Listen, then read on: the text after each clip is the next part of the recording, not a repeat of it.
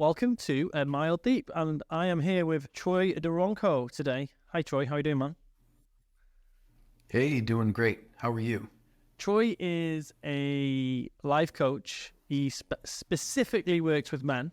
He is he's also a leadership coach like me, and I really wanted to have this conversation because Troy and I met just over a connection call a couple of weeks ago, and I really enjoyed talking to Troy.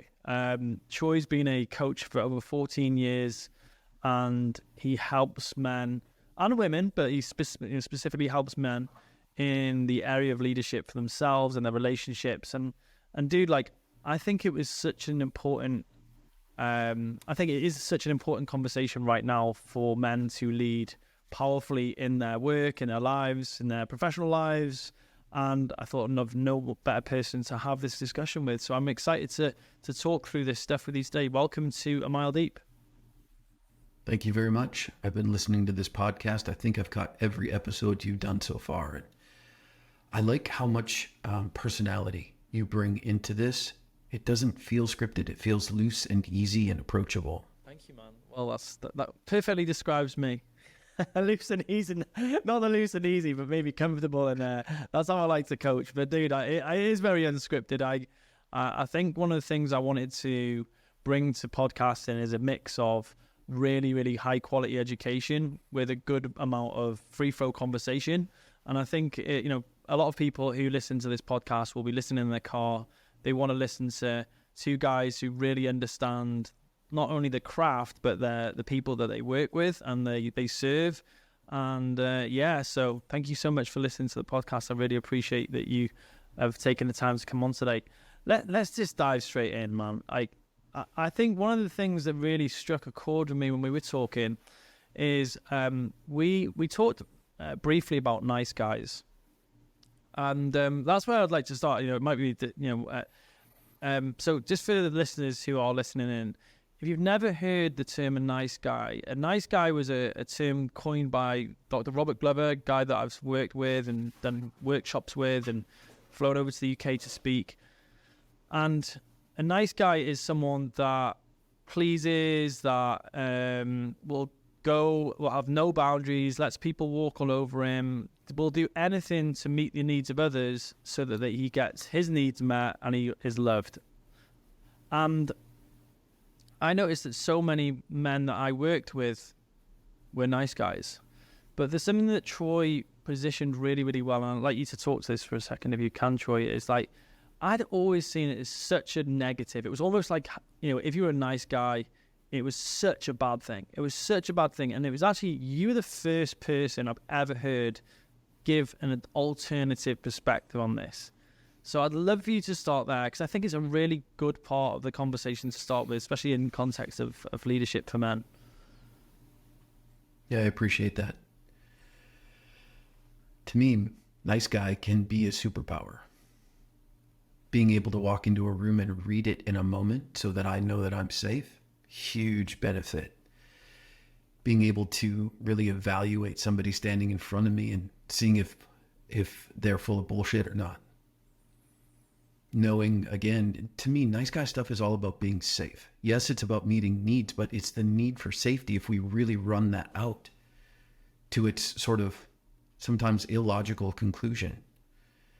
So if I am walking into a room of people I simply do not know, being able to take the metaphorical temperature of that room can help a lot as far as me engaging there, judging where they are emotionally at that moment. It can be a superpower. There's a lot more too. Conflict avoidant. Avoiding conflict can be a good thing in a moment as long as we know why we're avoiding it. If I'm avoiding the conflict and I know how to be a peacemaker, peacekeeper, people are much more apt to engage in very difficult conversations with me. So again, there's always, for however much dark we judge in nice guy stuff, I would suggest go looking for the light side, or the bright side of it, the benefit. Yeah, I think that's what I liked about what you pointed out, really, because I had become so obsessed with it being such a bad trait in me. Even on the call we were chatting, I was like, I definitely have got nice guy tendencies. I can see them. I've got areas of my life I've worked on a lot in order to transcend some of the maybe lesser qualities of a nice guy. But I'd never really thought about looking at the good qualities and embellishing those, like really just being able to, I'm very, very, very good at temperature checking a room. I'm very, very good at that. I'm very good at working out how to speak to people. I'd never seen that until you pointed it out, so I'm really grateful. What's another benefit you found, Ben? If you can think of one. What was another benefit I found from being a nice guy? I think is actually having gone through the struggles of not having any boundaries. Like, I think the something that I learned really, really early on is, like, I was probably about 25, and someone said to me, "Oh, Ben, you've got no boundaries," and I hadn't a clue what a boundary was. Like, I didn't even know what it was at that point in my life. I was late for people. I was chaotic. I would stay way later at work than I needed to serve everyone else and come home and fall out with my partner. I was a workaholic. I was just literally like, no boundaries whatsoever, especially ones I communicated with my partner. And having gone through many broken relationships in order to work that out, I quickly became very, very good at articulating what a boundary was. And I've taught boundaries in coaching and in a lot of the courses I've done for a long time, because I think sometimes it's like you're very, very good at teaching something when you've had to go through hell to learn it. And like, I know people like my partner Poppy is very boundaried. She probably hasn't got as much conscious competence as what I have. She's just like a natural. She's very boundaried. So yeah, that was a definite benefit. What about you, Troy? Is that a background? Did you come from a nice guy tendency in your background? I did. Absolutely. One of my first memories is standing at our kitchen window at home and waiting for my mom or dad to get out of their vehicle and looking at them to, again, take a temperature to see who was walking through the door. Wow. Yeah. How safe was I in that moment? And who did I need to be to soften that, to mediate the sort of blowback that could happen? Well, again, I believe that we can spin it to our benefit. So now you come into a session, Ben. Let's say you come into a session, and I can read you in a moment. I know actually where we're starting. Instead of where we talked about starting, I'm going to meet you where you are. Not where I think we should go or where I think we should be or even what we talked about. To me, that's a huge benefit. I think it's part of the reason why I've been able to coach for so long and why my clients stay with me for so long is I meet them where they are. But that was all born out of how I was in my family and my need for safety. Yeah, there was actually Dax was on the podcast last week. I got one of my first coaches, and like something that Dax said years ago was, "Is your client in the state to train?" Like, so I started coaching in the gym, and one of the things that he said is that look at your client as they walk through the door. Are they in the state to train? Are they present? What's their nervous system like? Are they stressed? Are they overwhelmed? Have they slept well? Are they hydrated? And there's so many assumptions that we have to make and calibrations we have to make as a great trainer, because I remember like some women and some men who would come into my gym, they weren't in the state to train. They weren't in the state to lift heavy weights or raise hell or have the hand grenade session. And I think that was a really good grounding for me as coaching. I would literally just see, like, is this client in the state to train? And then what we would do in the first 5 to 10 minutes of that session would be just change their state, like get them moving, get them mobile, get them in the zone, in the actual session. Sometimes that they might be physically there in their body, but their head was somewhere else. And I think that's so. Would you coin that as a nice guy skill? Like that was born out of being able to be seeing, oh right, okay, cool. There you go. I'm actually I'm loving this. So, how? I just for a minute, Ben, if I could jump in and come back to something you were talking about, boundaries. I didn't have them either, but I want to make a distinction that I use, and that is boundaries or standards. I actually have very few boundaries in my life, but I have a ton of standards. How do I put that? I've heard before, I teach people how to treat me. And so I can raise or lower that standard depending upon the situation. I can come in really soft. I can come in really hard. Having a standard for communication, having a standard for how I'm treated. If somebody's having a bad day and they come in and they offload on me, one, I believe straight out of the gate, they can't carry it alone. They're asking me to do it covertly with them. I'm okay with that. I can then start raising our standard of communication and our interaction and see if they go with. If they don't, then I can set a boundary of, hey, not okay.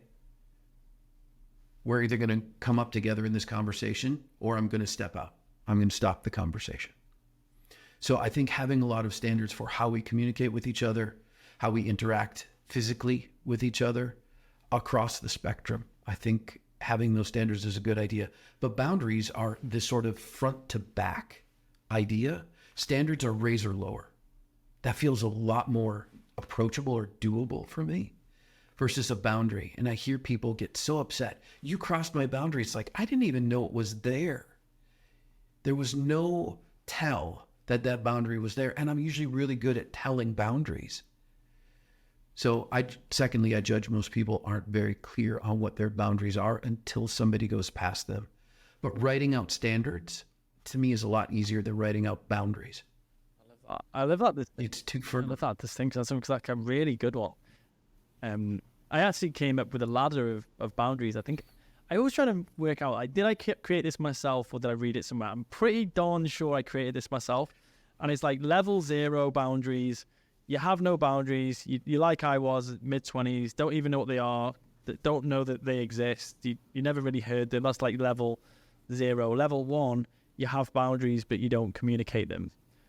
And like, so people walk all over you and you just spend your whole time pissed off that people stepping over your boundary. Level 2, you have boundaries and you can communicate them, but you can't enforce them.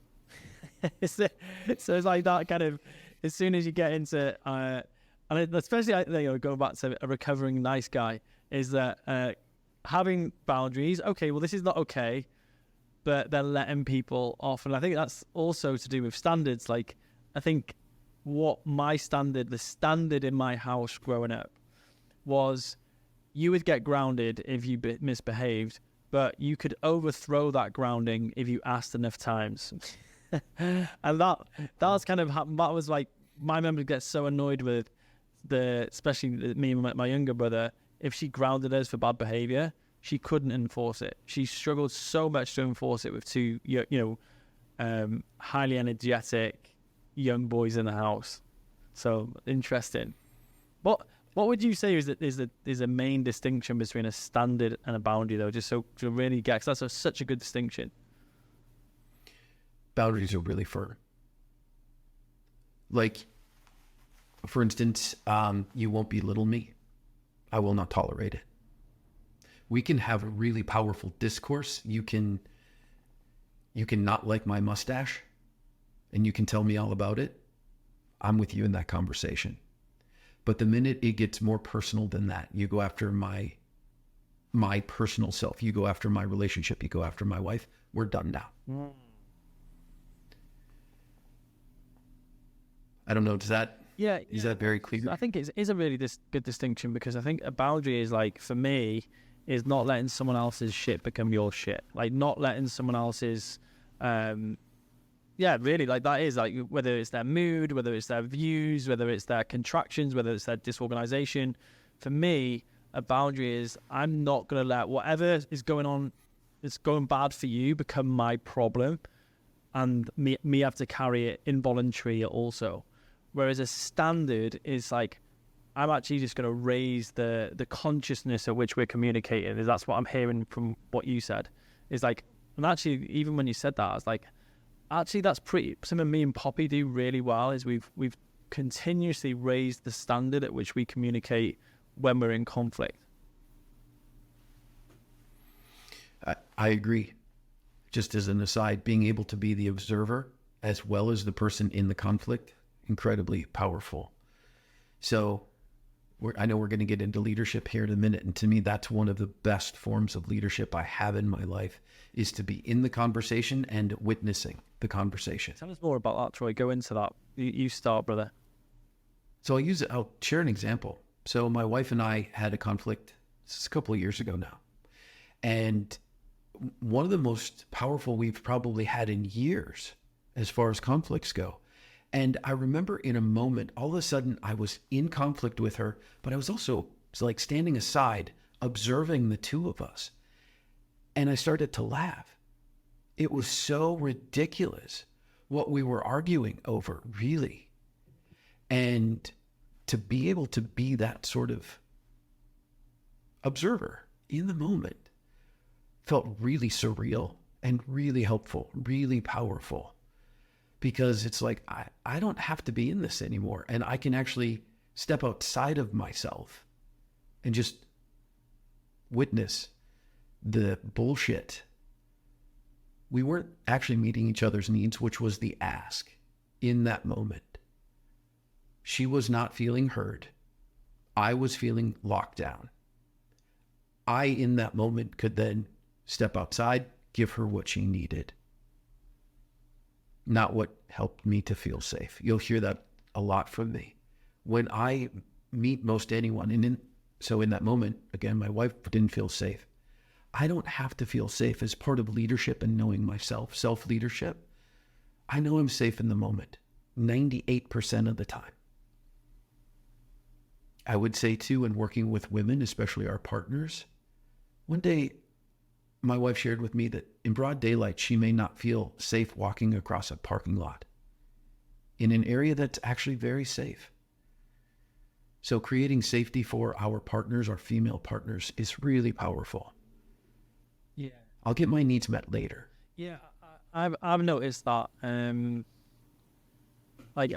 Even like when you just talk about environmental safety, and like I've noticed that like when we've travelled, Poppy and I took the kids to South Africa. I was actually telling this story to someone, I think even last night.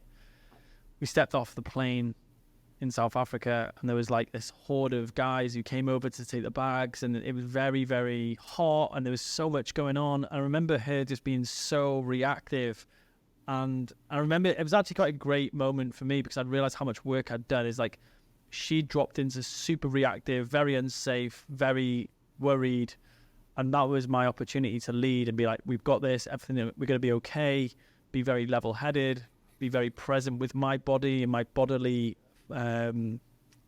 reactions to the circumstance.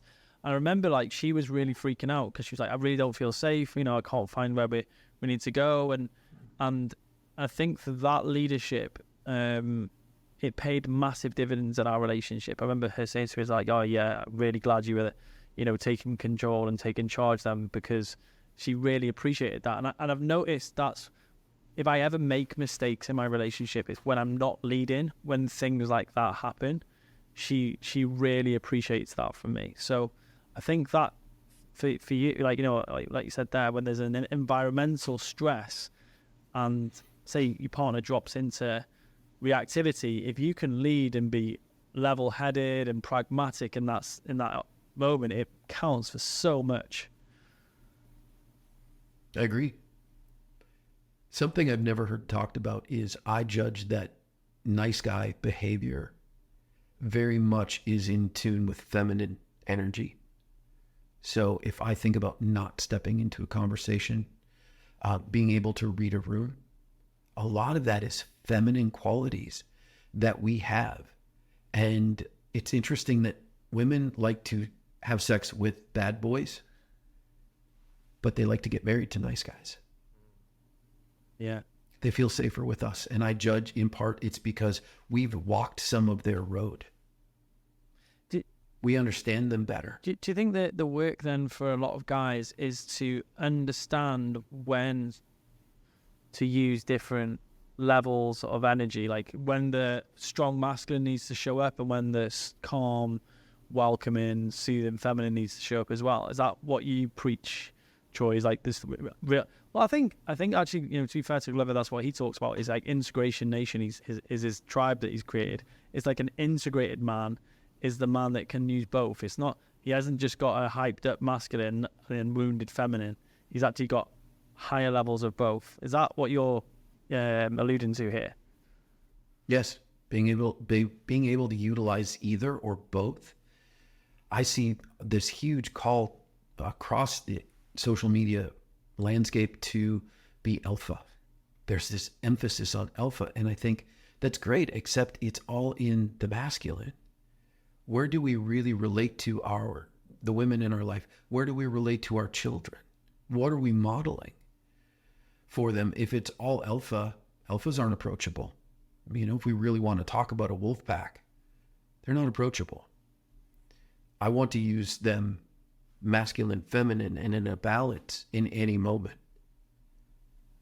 Yeah, I think that's been my road to integration. Like, honestly, I think that when I started men's work when I was 30, I was probably about 30, like properly saying, oh, this is men's work, I'm doing men's work. Before that, I'd done a lot of coaching, I'd done a lot of like retreats and stuff like that. It was just general personal development. And what I found with men's work is I had no idea about these terms or what was going on for me, what some of the struggles and challenges I had in my life. And for me, it was coming back to this idea of, I needed to be more masculine. I actually needed to be more masculine because I was very feminine. I brought up by my mother, father wounds, didn't want to be like my dad. And actually, one of the things that massively healed me was in like when I started therapy, and I realized how much I actually loved my dad, how much I really wanted to be more masculine like my dad and have my dad's traits. And that was a big shift for me. And I think so many men especially have been brought up in a female like led household. It could be the female is the caregiver, the main caregiver, because of the absent father. He can be physically absent. It could be his attention can be not there. He might be gone because he's not in the house. But it's been a female led household. So they've been brought up by a woman, and they've got so much shadow masculinity. That is why they struggle to lead in their lives. It's like, I think there's like that for me was the epidemic when I first discovered it. When I first started men's work, we started Awaken Man. I was like, oh my gosh, so many men in the group were brought up by the men, and they struggle with so many things around masculinity, and they struggle to lead. And guess what? There was so many women I was working with, and they were overly masculine. And I was like, why? I was just trying to make sense of so much of it. So what's your take on that, Troy? Because I think, you obviously, in the time you've been coaching, you've experienced that as well. And I'd be specifically interested in how you think that impacts a man in his leadership, in relationship, or in work. I think sometimes it's easier to practice leadership outside of ourselves than in, even if in means setting a wake time, getting my ass to meditation and then to the gym, whatever that might look like. Sometimes being in leadership with my partner can actually feel easier. And to be able to do that requires being able to be in conversation, like we talked about earlier. I wonder sometimes if being able to be in leadership of ourselves really isn't about taking the time to actually get to know ourselves. We don't do that too much, especially today. We've got way too much social media distracting us. And so I just lost my train of thought, in part because as you were sharing, my mind's kind of following this winding road, and it diverged a few times. And I appreciate what you were sharing. Yeah. Because, go ahead. It was I think one of the things that I think that a lot of men have lost is that ability to lead, and they've lost it because they've been brought up by their mother, and I'm not blaming women here. I'm saying that so many men now are on the back end of this epidemic, which is absent fathers who have been either physically, emotionally, or attentionally absent. And then it comes to where we are here and now in 2024, and we've got this epidemic of absent men, and in positions of leadership, in positions in the home, in relationship, where they're struggling.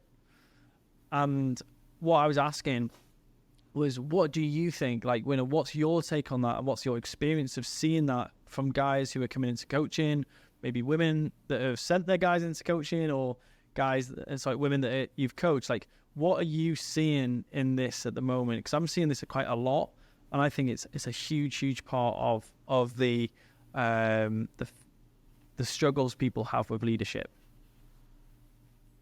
I wonder if nice guy stuff has always been this prevalent, or if this is kind of new in the last few generations. I'm guessing it's kind of new because we used to work with our fathers. They were around whether we wanted them to be or not. Now they're not around. I see a lot of pushing off responsibility of leadership onto someone else. I see a lot of nice guys doing that, men in general, doing that with their partners. When she changes, then I'll level up.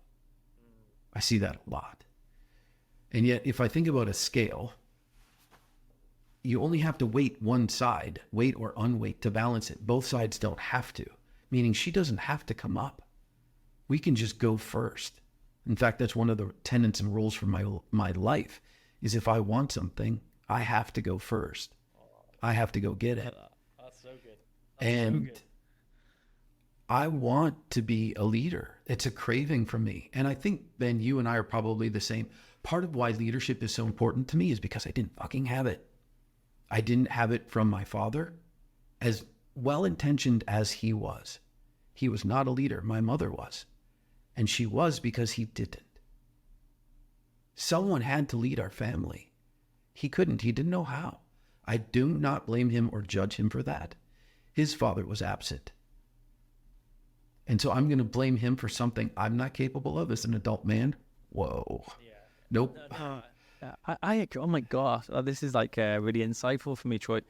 I agree. I don't think either of my parents. My mum was the reluctant leader, so she was in a position of leadership because she was like a single mum, 3 kids, a failed marriage, a guy that was really, my brother's dad, he was quite aggressive and quite volatile out of the military. He left.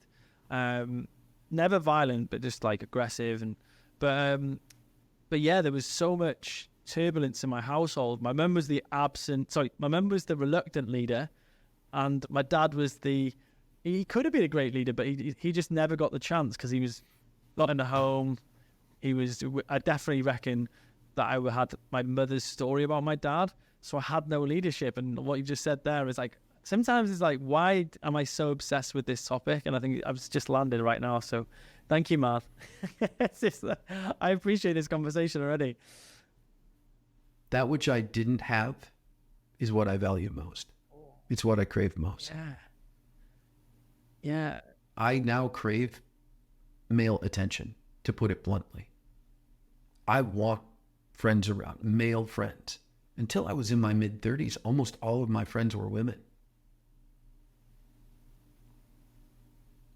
Because I trusted them. And one morning I woke up at about 34 years old and went, I just really don't freaking trust men. And this may sound obvious to most men, and yet all of a sudden I realized then, shit, I'm a man. If I don't trust them, I don't trust me. Okay, stop. This has to change. Where do we start? What do I need to do? And I did. I started. 33, I had a gnarly breakup. I decided I was going to go a year, no dating, no hooking up, nothing with women. And then 2 years in, I met my wife. So I got to year 1, it's nope, not ready, not done yet.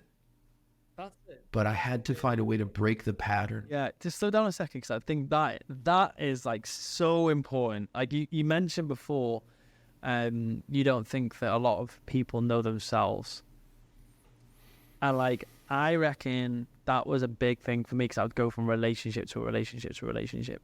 And then you actually don't realize who you are. You don't know like who you are if you're not trying to please someone, or what's the word for it? Like, compromise yourself. And like, who am I if I'm not in a relationship? And there was a big part of my life between different relationships. Like, I really need just to have time apart from women. And what was your experience of that 2 years? Like, if you could tell a bit more, that'd be great. I did the same. I had the same relationship with a different person over and over and over. It sounds like just like you. And I don't know how old this movie is now, but I imagine it's at least 20. And there was a movie with Julia Roberts years ago called Runaway Bride. Yeah, I've seen that. Yeah, I've seen it. There were times prior to being 33, 34, 5, where most of the movies, when I watched them, I actually related to the women in the movies, because that was, again, my experience was working to be safe, not wanting conflict, not feeling safe in conflict. So I'm watching this movie, and she goes from husband to husband, or would-be husband, and she doesn't know how she likes her eggs. She likes her eggs however her partner at the moment likes her eggs. It's a metaphor for not knowing herself. She never took the time to be alone long enough and to test some things to find out how she liked her damn eggs. It was silly in the movie, and yet it's one of those moments in my life where it was like, I don't know how I like my eggs. I don't know how I like anything. I know I keep showing up as the worst version of myself when it comes to conflict in my relationships. I know that I shut them down and punish them by not talking to them for days or weeks on end because they crossed a boundary that I hadn't established. I just knew it felt bad, and I knew I was afraid to speak up, because then for sure they would take away love. And if I was the one retreating, they were the one pursuing. And they pursued often until I exhausted them. The role was reversed. One of the things that I said to you when we started our call was, I'm seeing again this movement too about how men attract, we don't pursue. And I'm thinking, everything in my biology says I pursue, whether that's a mate, food, I'm hunting or chasing it, or status. I'm not attracting status, I'm pursuing it. I'm not attracting a mate. Maybe that's a part of it in being ready and physically taking care of myself, emotionally, mentally prepared. But I'm pursuing. I believe we're designed, I believe our physicality is a metaphor for who we are as a total, and that is to penetrate. It's easy to penetrate our partners, our women, with our bodies. It's much harder mentally and emotionally. But I think our body is a metaphor for pursuing, for penetrating, breaking through, putting it better. Yeah, I think there's something that me and Pete covered on a podcast about potency, and I think that's like something that I really, when I heard that word, I was like, oh, like a man needs potency to penetrate the woman, like his women, and all his partners and the world. And I was like, right, yeah, that was really resonated. And I realized like how many men struggle with potency because they don't have the physiological conditions to help them be potent. They don't have the psychological conditions to help them be potent in their actions. And that's why men struggle to be the guy that, you know, the penetrative guy who pushes through his challenges, the struggles, the relationship matters that he has to push through. And I was like, right, it made a lot of sense. And actually that's what, when you look at it, is in how you said it there, breaking through. That's what often we're trying to do is, as people pursuing success or creating success, is we're trying to break through a terminal velocity we reach. We get to a certain, like I'm at one at the moment. I'm just on the cusp of a breakthrough, and I can feel that I need to be in my best like state every single day to make that breakthrough, because I need to keep showing up every single day in that position to break through. And yeah, that's a really, really good point. You were talking just a little bit about conflict, and like I think that in terms of leadership, I think that one of the most important things I've learned personally to not only just get better with in my own life, but to teach and to watch clients have much better conflict. How high up the leaderometer would you place the ability to navigate and have good conflict as a leader? Imperative. One of the highest. It's certainly a highest value. And I think part of why I started coaching was I recognized it was a place I could step inside and practice conflict. Because I'm going to toe to toe with men at times. I have to call them in on their shit, not out. That's shaming. I'm calling them into the conversation, into their work. Being able to do that is absolutely key. It's fundamental.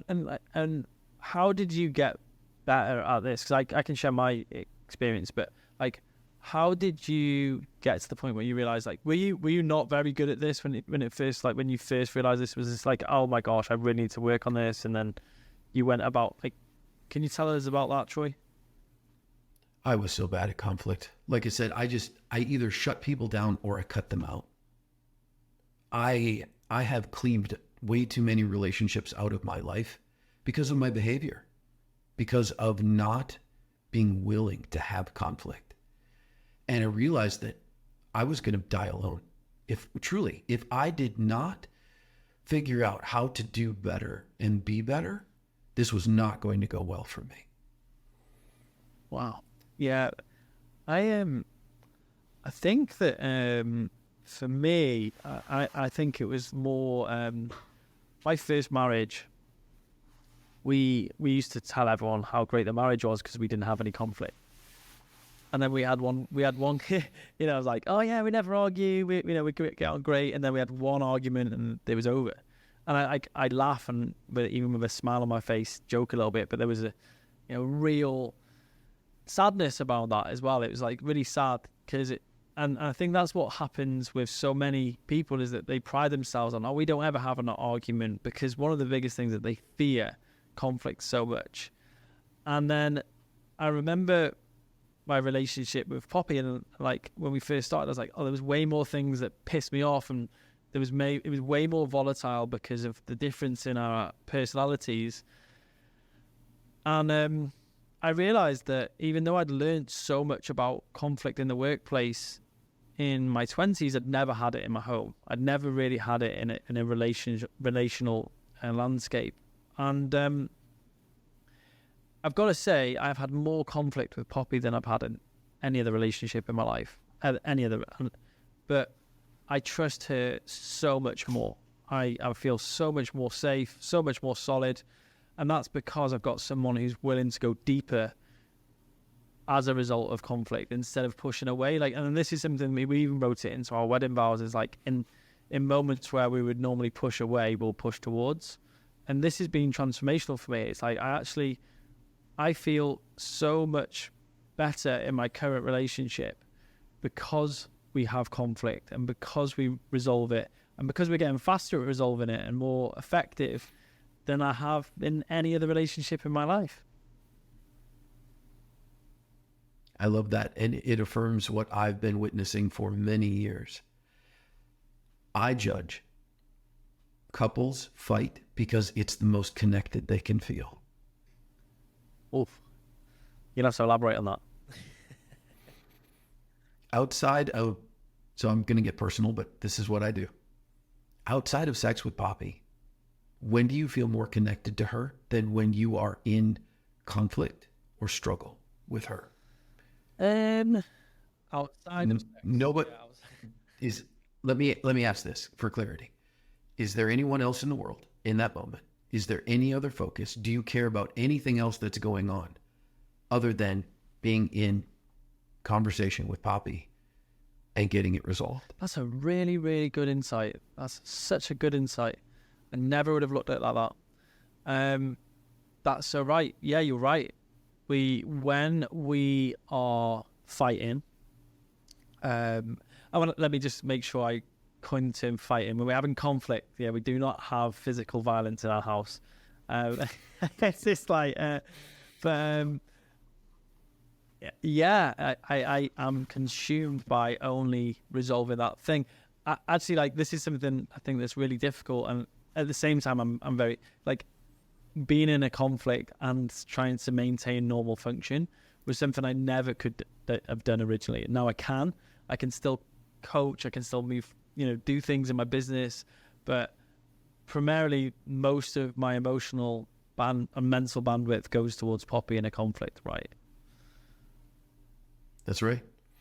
So you and Poppy have learned how to do this in a healthy way, certainly healthier way. Most couples out there, and part of the reason why we see the divorce rate where it is they get into this pattern of loving the connection with each other of when they're fighting, because nothing else exists. It's incredibly exhilarating. It feels wonderful to be that connected. So one of the things I work to do is I help people learn how to fight nice. Still bring that energy, but be able to be in the conversation, not of the conversation. Or put a different way, I teach men specifically, how to be in process, not on outcome. I'm not looking to make her wrong. I'm not looking to be right.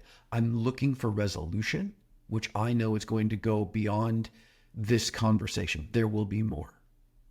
So being in process, not on outcome. Yeah, because I think that my experience of this was that one of the struggles I was having with Poppy, and this is, if you're listening to this, you might be experiencing the same. I actually got a coach to work specifically on this. I was like, right, I'm going to go and work on this thing specifically, is that we would have a fight, we'd have conflict, it would rise up, she would get sad, she would get mad, she would withdraw, I'd want to resolve it, I'd push for continued conversation, we would have some time apart, we'd maybe go to sleep, we'd wake up in the morning, and there would be some apologies, but there would be no resolution. We'd never get to resolution. And I remember my coach at the time saying, he said, Ben, that's a model for, it's a model for conflict, but it's not a model for long-term peace. He said, you're never going to get to peace. And the whole point of conflict is to get to the other side, to get the wisdom, to get through it. And I remember hearing that, I was like, so fucking helpful. It's just like, I could see it, I was getting 80% through the conversation, the conflict, but we just weren't getting to the wisdom and the resolution. And that's why I was at the time really worried about getting married. I was like, I can't have this model of conflict. So I worked on it for about 6 to 8 months. And in that 6 to 8 months, we had more fights than we had peace. We had a lot of fights, but our relationship got 10 times stronger. Go figure. It was like, and really interesting, because I think I go back to leaders, go back to the context of leaders, especially. So many leaders will do whatever it takes to avoid hard conversations with people and conflict, especially. Mm-hmm. I don't think it's always the case, and yet some of my experience in observing men for a long time, thousands of them, is a lot of our women know or feel that if we fight with them, we'll fight for them. Meaning, put a different way, I know men who will not fight. I know men who won't allow themselves to get angry. And so I can imagine that their women are like, if you're not going to spar with me, how do you spar out there in the world? How do you get between me and somebody who's threatening me? So yeah, I think it's such a good observation. Have you had women say that to you, or is that just an observation, Troy, or men say that to you? I've had women say that to me, especially in couples work. And so what would they say? Would they be like, I just don't feel like he's got that oomph, he's lost his gusto, or he feels like he's got no fight in him? No fight, no courage, no heart. And a lot of times those relationships don't last very long, because if we don't have a well-established emotional range, we're not going to do well in a relationship, because well, I don't know about your woman, but my woman has a wonderful emotional range. I've got a good. We both got a good emotional range. We can go through all the seasons. Yes. And I think that's incredibly powerful because it means you know yourself. I mean, my wife, Julie, amazing. Her ability to stay calm, her ability to stay in conversation and conflict, second to none. Wow, you're lucky, man. She has been a huge teacher for me. Her work has taught her in part how to do that. Some of it's how she came, wired that way. And yet I love that she teaches me that I can be both safe and brave at the same time. Yeah. What's the background, Troy? She's worked in hospitality for a long time. Wow. Yeah. She's often said, how is it people can come on vacation and be in such a horrible mood? Yeah. It's just, yeah. Because I think that is something that I really struggled with, was like when I got angry, one of the things that I would worry about is like, I'm going to fuck something up here. I'm going to break something. Like that was one of my biggest, I think this is like the biggest thing I've noticed more recently is I trust myself way more in a heightened state especially relationship conflict now.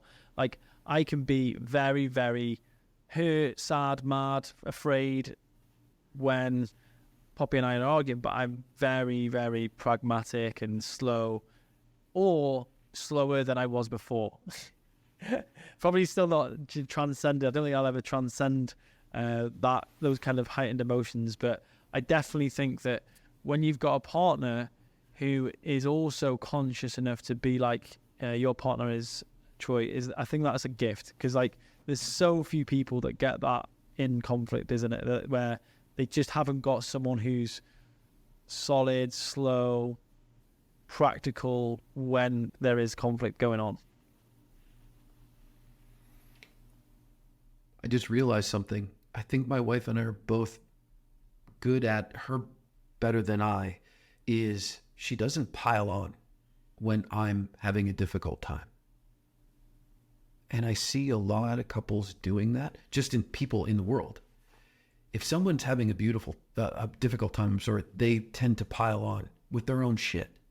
It's like, that person's already having a difficult time. I don't need to add to it. And my wife is really good about it letting my shit be my shit. She doesn't add her stuff to it. Speak some more to this, because I think that is actually a really good leadership trait, isn't it? Like to be able to see somebody in your team who's already struggling, already having a hard time. Yeah, they're not reaching the standards by which that are set in the company, but then piling on a load of unmet expectation and shame, it's not going to help that person perform. And I've definitely experienced leadership like that. So if you could speak a bit more to that, that would be really helpful, Troy. That's beautiful. Appreciate that. The difference between why and what. If somebody's in my team is having a hard time and I say, why can't you perform better? Why aren't you meeting these goals? Versus what is in your way? What can I do, or what can someone on our team do, or what do you need right now? We go from shame to support. Why questions seem to be shaming to me. Accusative, if nothing else.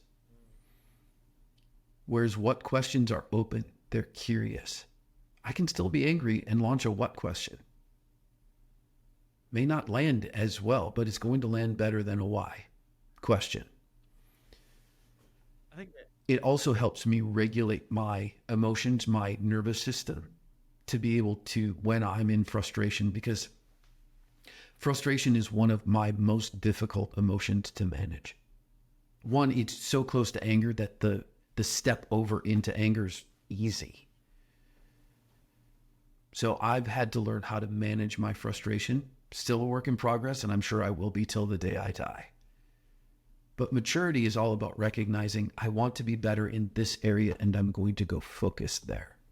Yeah, I think, I actually think, especially for men, like, and women, I don't think this is just for men, but I think mainly my experiences with men with this is that one of the reasons men struggle to lead is that they don't have a safe relationship with their own anger.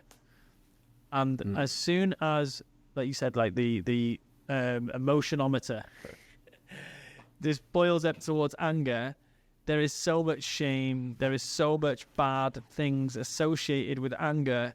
It causes this like spiral of thought, state, leadership. Everything goes out the window because there's so much worry and concern because it's not safe. And that for me was the work that I initially had to do going into men's work. I would pacify my team. I would be the nice guy. I was raging inside. I was hurting so much because I was so afraid of losing my temper. And it wasn't until one day, actually, I actually didn't lose my temper. I lost my shit with my team because there was just so many things that weren't being done in the business.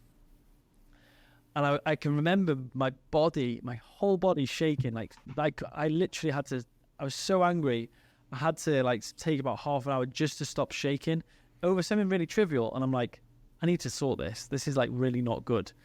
And that's where, especially with men's work, where anger release work, the men's retreat I went on, which is a phenomenal men's retreat, did an exercise where you actually embodied all of your anger. And getting better at dealing with that and bringing it to the surface was like, it was almost like I gave my stress bucket like 10 times the capacity. So I think it's a really good point you made, is that so many men, but so many leaders fear what it's like to just boil over into anger. I had said a little bit ago that people, when they are behaving badly, very often are asking us to carry the load with them. They can't do it alone. One of the things that I look for is language. So I'm working on a book at the moment, and the working title at this time is Words Fucking Matter. Because they help shape my state. They help shape my sense of well-being.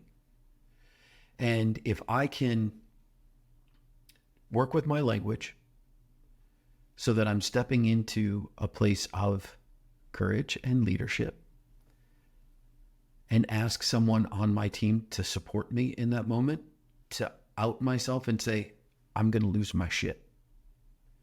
Can you talk to me for a minute? Can you help me work through this? I'm stuck in my mind. We don't do that. As leaders, a lot of time it's like they expect me to be able to do this. Bullshit story or not, right? They don't actually. And they'd much rather us be human and show our flaws, show our emotional range by not having to go all the way to anger before we ask for help. Yeah.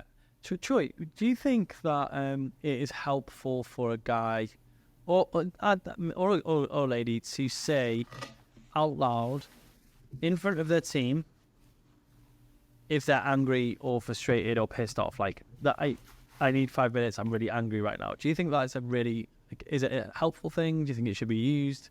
What's your opinion on this? I do. And the reason for that is I have to remember that not everybody has my skill in being able to read a room, or me. So if I tell them, hey, I'm going to take a pulse for 5 minutes. I'm feeling really angry right now, really pissed off. They now can go, I thought he was pissed off, right? I thought he was angry. Oh, wait, I thought he was just overwhelmed. Yeah. Now they're getting to know what my cues are. They can read me better if I'm being what I believe is honest with them. I'll throw in a little caveat though. I have seen people, especially men, go into overwhelm and mistake it for anger. Overwhelm and sadness are a lot alike. We can spend some time there, but eventually our nervous systems and us will get sick of being there. And so we just flash into anger. I'm tired of feeling like I can't make any movement when I'm sad. I feel like I just want to be in a corner back there. But I can go to anger and I know how to motivate myself. Yeah. It's just not a very healthy way of motivating myself. Have you ever seen the Brené Brown diagram where she said, and it's like it came from Atlas of the Heart, and it says behind this may be this. Have you seen it?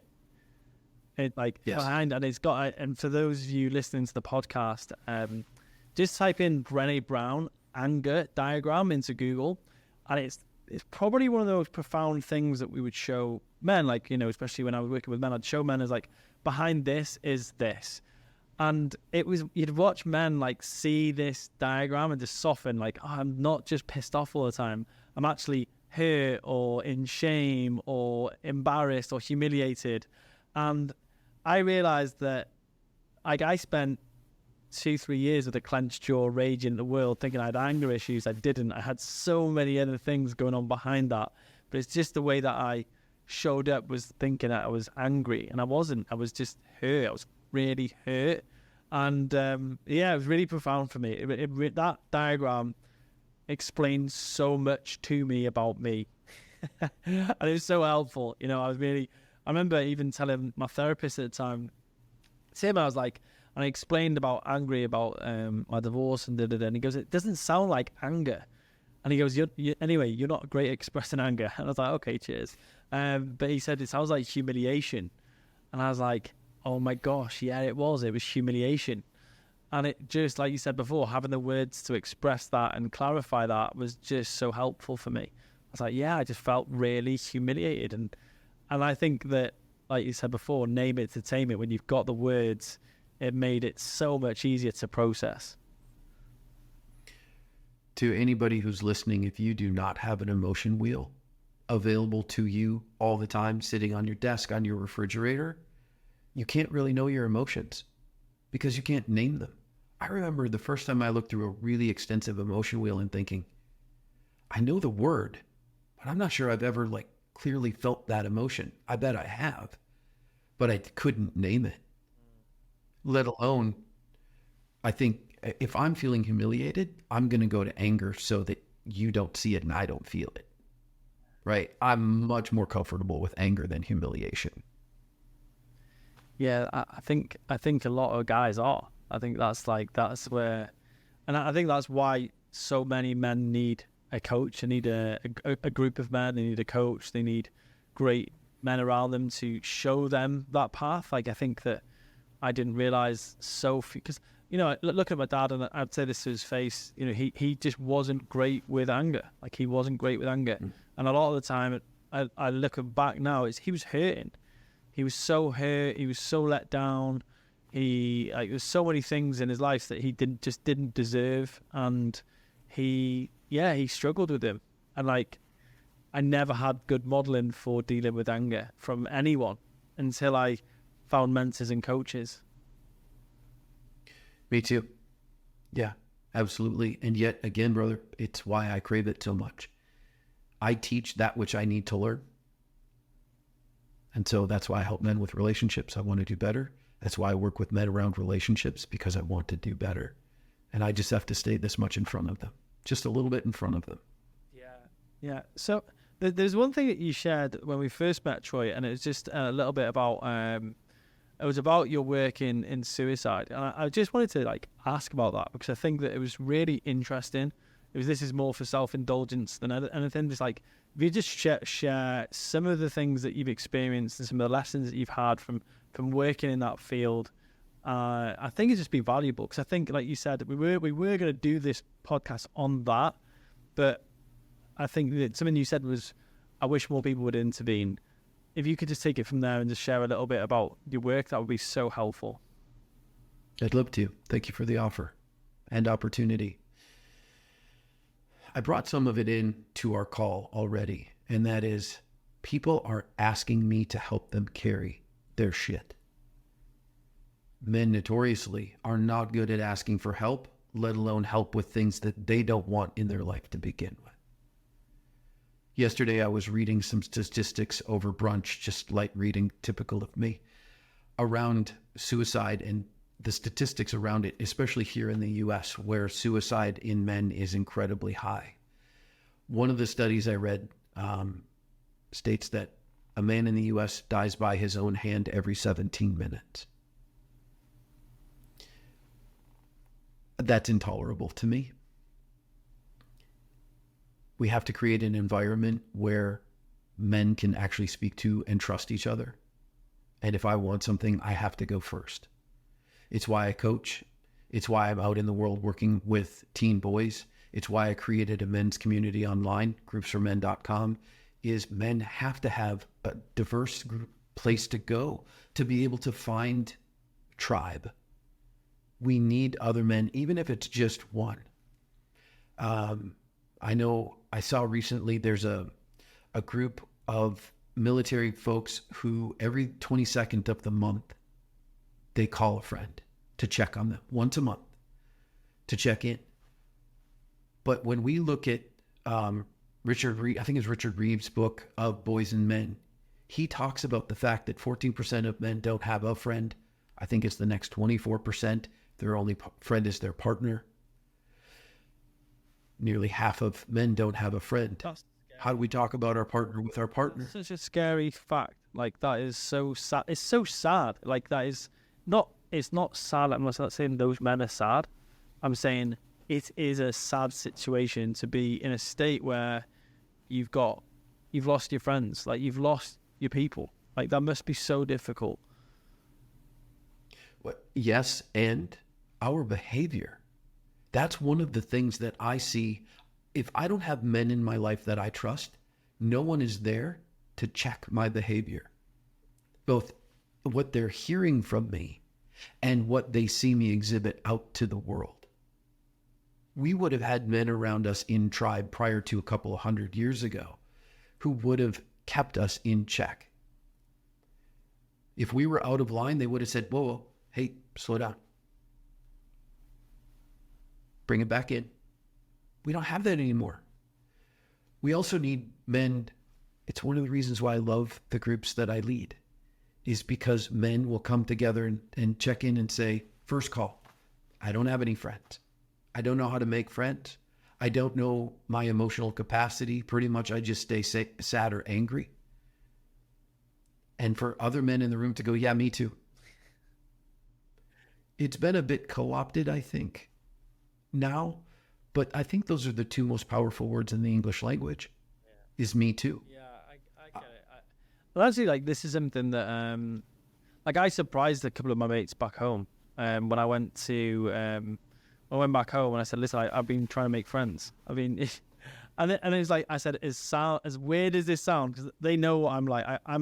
I can meet someone on the left and make really close friends really quickly. I'm very, very, but I've really struggled for deep connection. I've had like hi bye, I call hi bye friends, like hi bye, like hi, how you doing? Bye. It's like very like in the gym you can have hi bye friends. Whereas I think that meaningful deep connections, like I really struggled when I got to Dubai with that. I think that was something that I found it really difficult, especially having been in a place. But then if I'm honest, I had loads of friends in my gym community. They were clients. And they weren't my friends, they were clients. And like, as soon as they struggled or they didn't want to pay their membership, for any reason, not like, because of financial reasons, or they're just bored, they would leave the gym and they weren't as close as I first thought. We just had frequency, we didn't have depth. Right. Yeah, mile deep. Okay, now I'm starting to get a sense of where that comes from for you. Yeah. Like I love the deep conversation. I can go on this sort of stuff, and I think this is like coming back to the conversation we'll be having, is that I think that so many men don't get the depth that they need in their conversations. I think it's a huge reason why men choose to leave. Life is so unfulfilling without a brotherhood, or a brother. Doesn't even have to be a group. Just one guy. I think that was my dad, honestly. He had men he went hunting with, and a few he went fishing with, and I have no idea what they talked about. But I doubt it's anything like we've done just even here in the last hour, right? And so, struggling in his relationship with my mom, I judge it was very unfulfilling for both of them. I believe that he didn't know how to reach for a different life.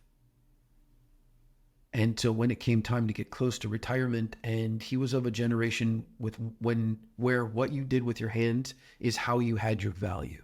It's how you had your place in the world. And so to stop doing that, no value, no place in the world.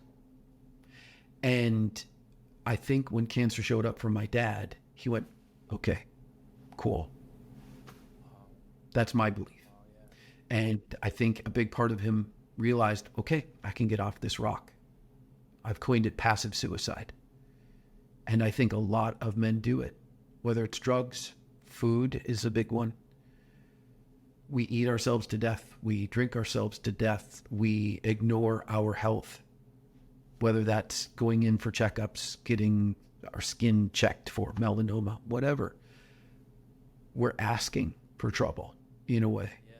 And I've had conversations with so many men who aren't nihilistic, who aren't suicidal, who have a relationship with sadness but don't appear to go there all the time, who will tell me in confidence, yeah, I'm driving down the road and I realized in just a moment, what if I didn't make that corner doing 60 miles an hour? What if the plane I'm on just happened to crash? It'd be okay with me. Those moments of low moment. And I think if we don't have them addressed, if we don't get to talk about them, I think that thinking becomes chronic. And my spiritual belief is the universe will meet us with whatever we ask for. I believe my dad was asking for something different. He just didn't know what it was. Well, the universe speaks to us in 4 ways. It whispers, it talks, it yells, and then it clubs me with something. And my dad got clubbed. And 4 months later, he was gone because there was no fight left in him. To use the word you used earlier, there was no potency left. There was no ability to penetrate anymore and no desire to pursue. The problem is that's happening to men at a lot younger age than their 50s or 60s. I see it happening to men like you of, it's just not worth it. The fight's not worth it. I'm not quite sure how we bring a large group back in. I try to bring them in one by one back into their own life to want it, because we have to want our life. We have to pursue our life.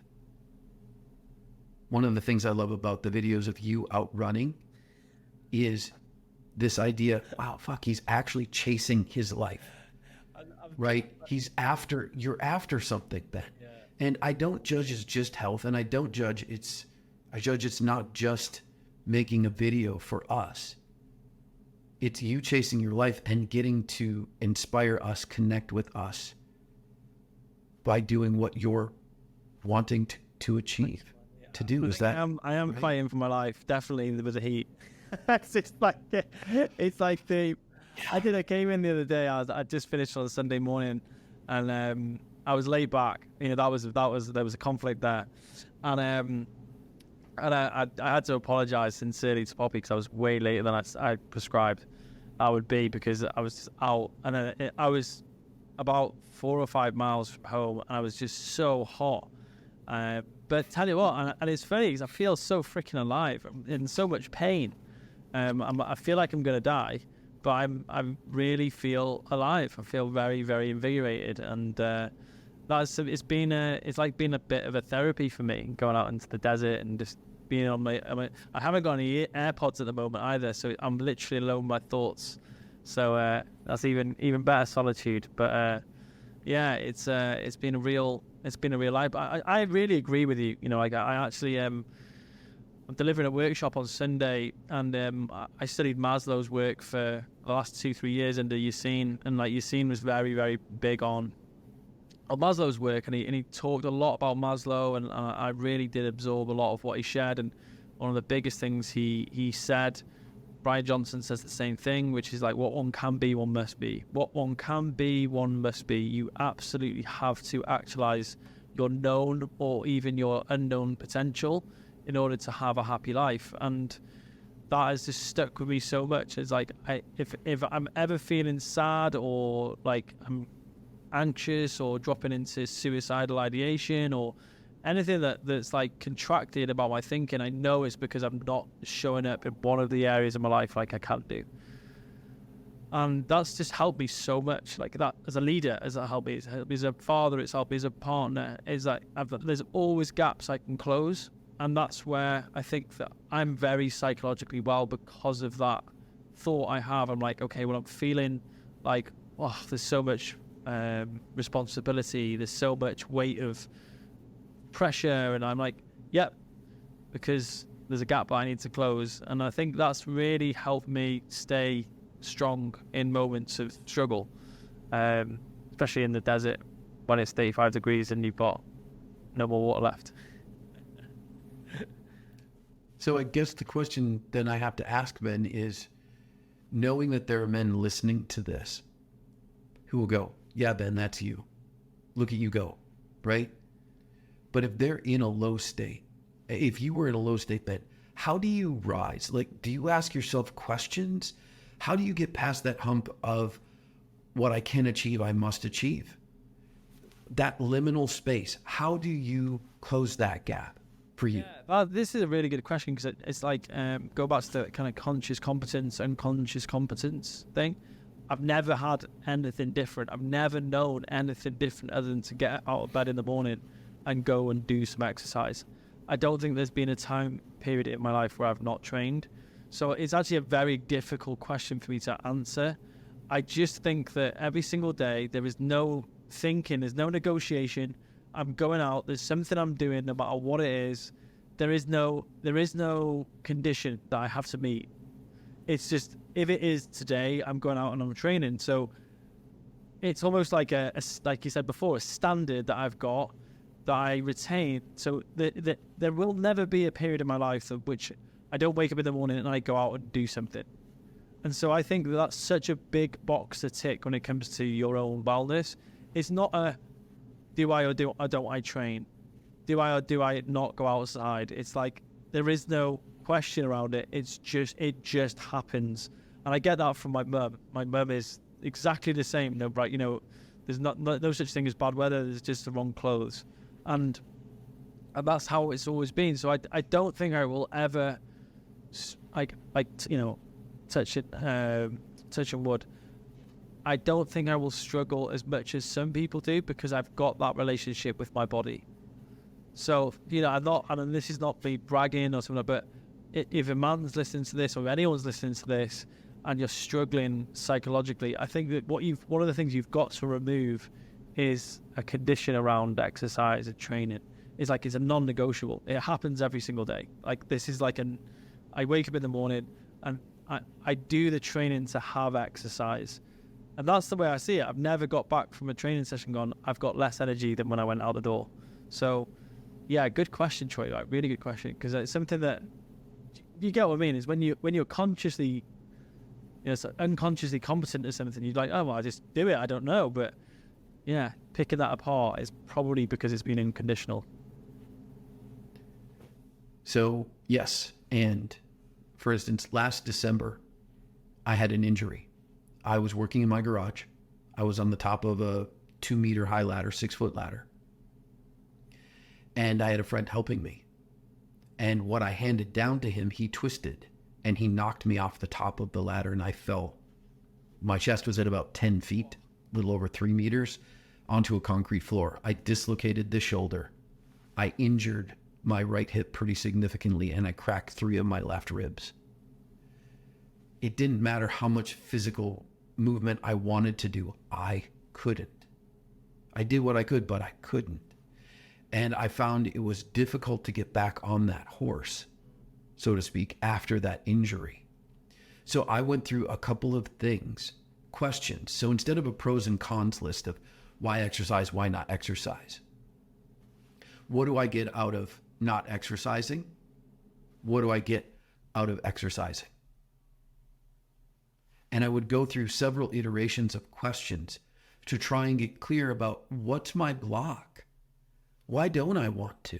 Why can't I? Once I know why I can't or won't, now I can actually find those pieces. But I think for most of us to just say we'll push through, it can work for a little while. But the minute I travel and change my schedule, forget it. I'm not doing it. And the physical part's actually the easy part. Some of the harder things for me is my meditation practice or my journaling. There are other people in the hotel room with me. I don't have any quiet time. I'm just not going to meditate today.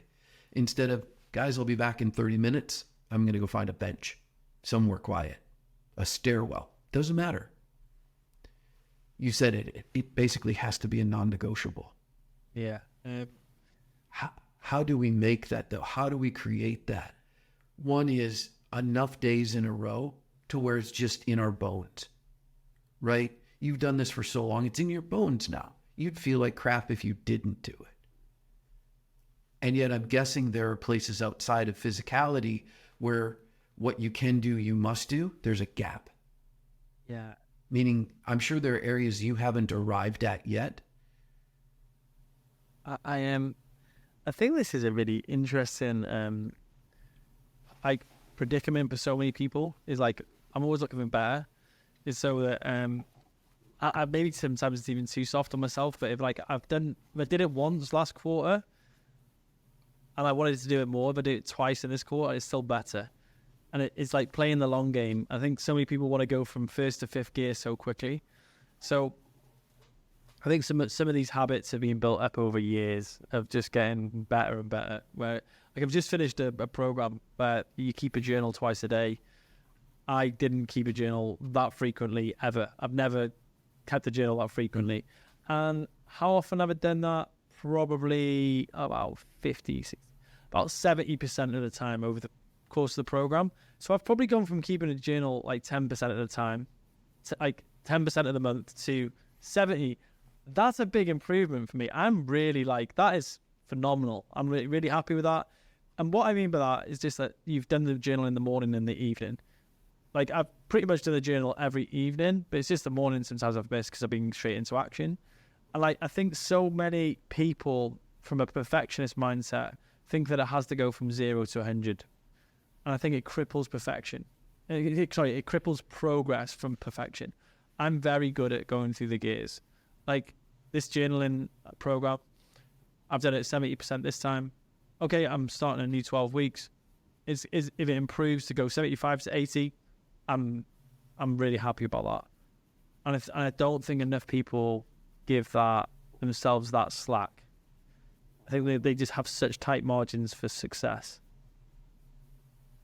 I want to come back to nice guy stuff for a minute. I'm realizing as you and I are talking, wow, so much of this is really about self-care, self-respect and self-care. And I see so many men who will care for others to the death, but they will not care for themselves. They won't allow themselves that love, compassion, again, self-respect, to say, it's good for me. It's okay that I exercise. It's okay that I journal. I'm going to let the judgment go that that's a girly thing to do. Right?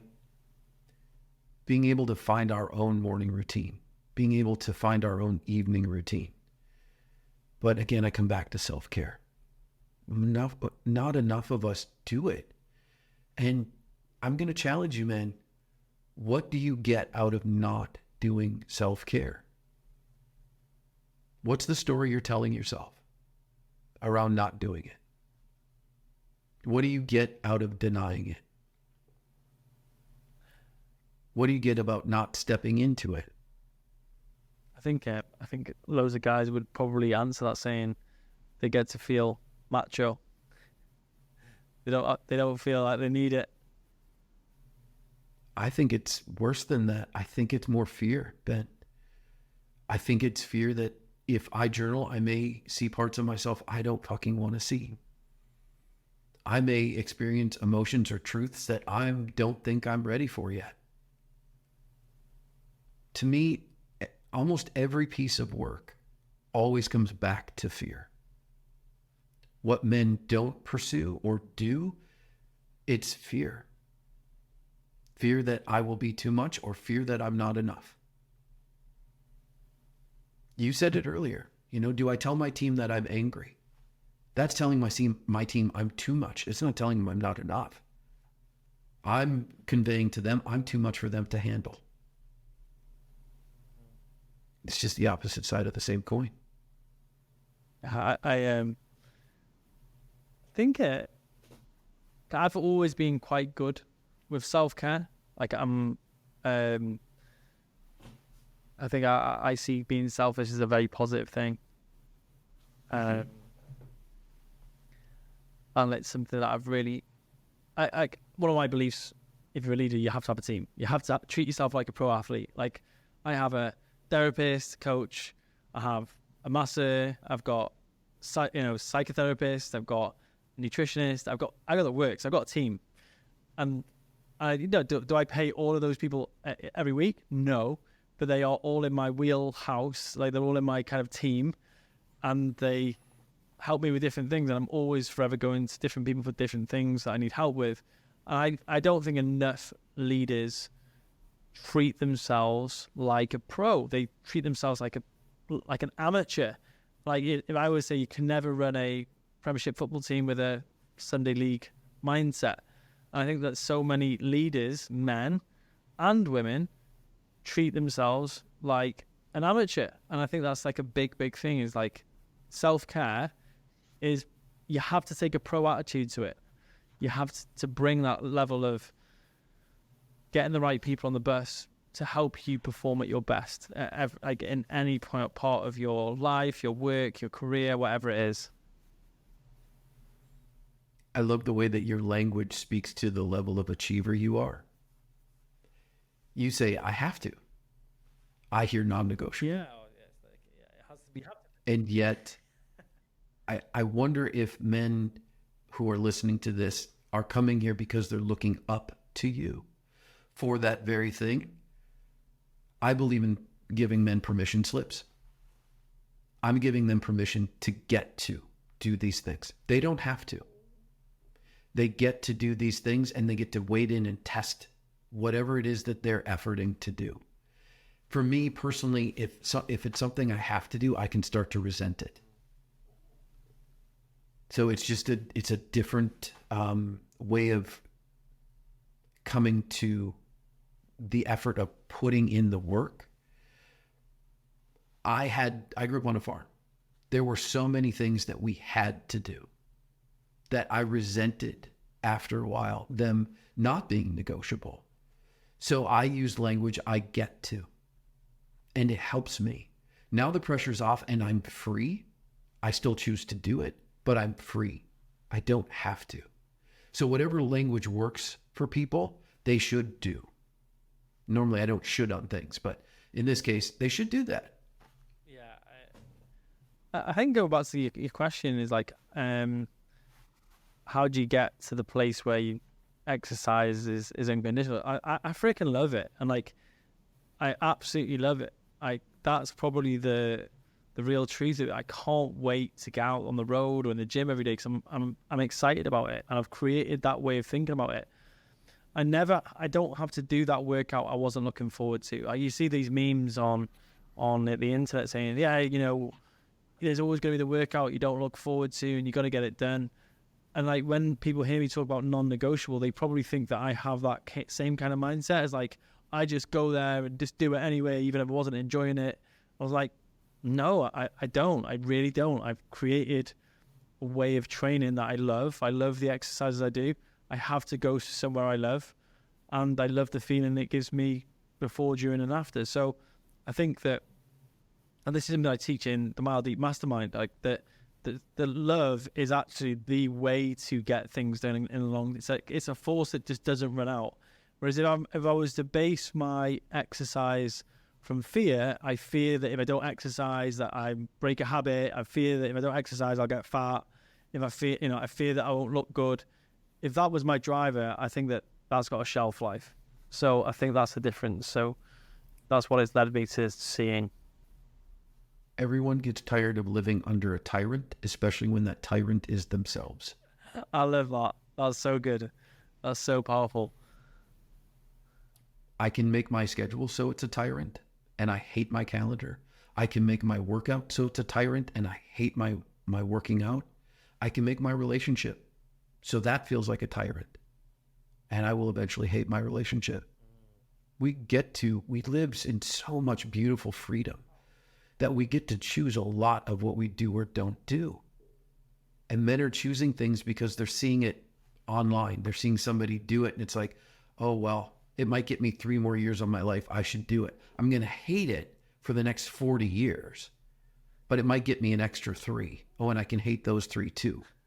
I remember a guy actually I coached, and he was a vegan because his wife, I think, sold it to him, and he hated his food. It's just like, I remember like, even the way he talked about being a vegan in front of other guys, it was like, dude, you're trying to sell us being a vegan, like you're not converted. And it's just like, you can just see it as like, oh, poor guy. His diet is a tyrant. Exactly. Yeah, his diet was a tyrant. I'm